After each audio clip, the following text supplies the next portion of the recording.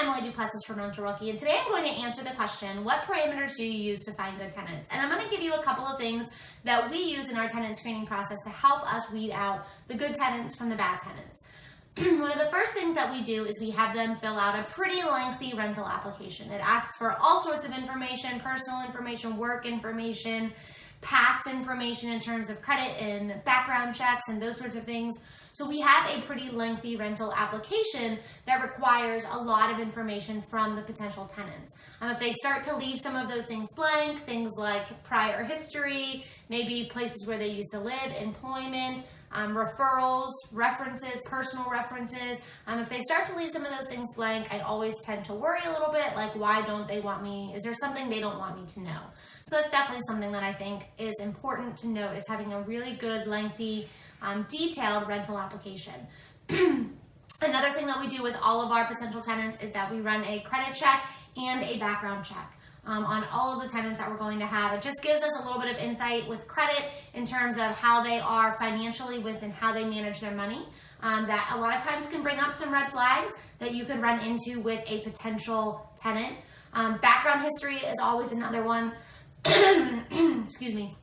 You know, we want to know what type of person that we're putting into this property. Not to say that we have not allowed people to live in the property that have had issues in their background checks before. But, you know, we definitely run it because we want to know what type of person, what kind of history that they have. And that allows us to kind of, again, weed out the good from the bad tenants. Another thing that we do is we make the phone calls that we ask for in terms of information on the rental application. So on the rental application, we ask for employment information, we ask for their supervisor's name and number, we ask for their prior property management company or prior landlord, and we make those phone calls. I know it sounds simple, I know it might sound silly, like, well, duh, yeah, of course, but you'd be shocked at how many times or how many people don't make that phone call, and we've even a couple of times not made it, and it's almost come back to bite us. So if you ask for that stuff, call and verify. I can tell you the one time on a potential tenant that we had, we called the employer, and the employer actually told us that he was planning on laying off that employee, the potential tenant, in the next 2 weeks. He was like, please don't tell him, but I just want to let you know if he's going to potentially rent your property, like, he is going to be out of job and out of income.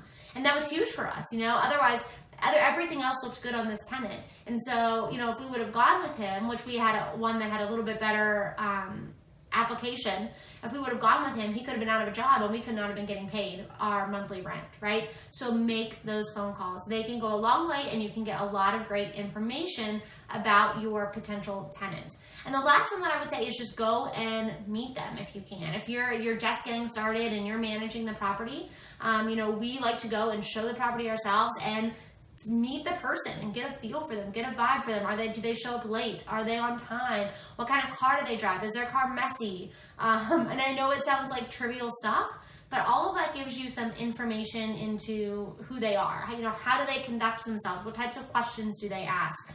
What's the follow-up like after you meet with them, right? Are they following up with you? Are they getting things to you promptly? That just kind of goes to show you a little bit about who that person is, and if you have to deal with them in any capacity in the future, as a tenant, what you can expect. So those are just some tips that I like to share that we use whenever we are going through the tenant screening process and trying to find good tenants. If you're looking to learn more about self-managing your properties, we have an entire course in our pro community dedicated completely to self-managing your own properties. It takes you through writing listings, how to schedule showings, applications, leases. It walks you through everything you need to know whenever you are self-managing a property. So head on over to rentalrookie.com/pro and check it out.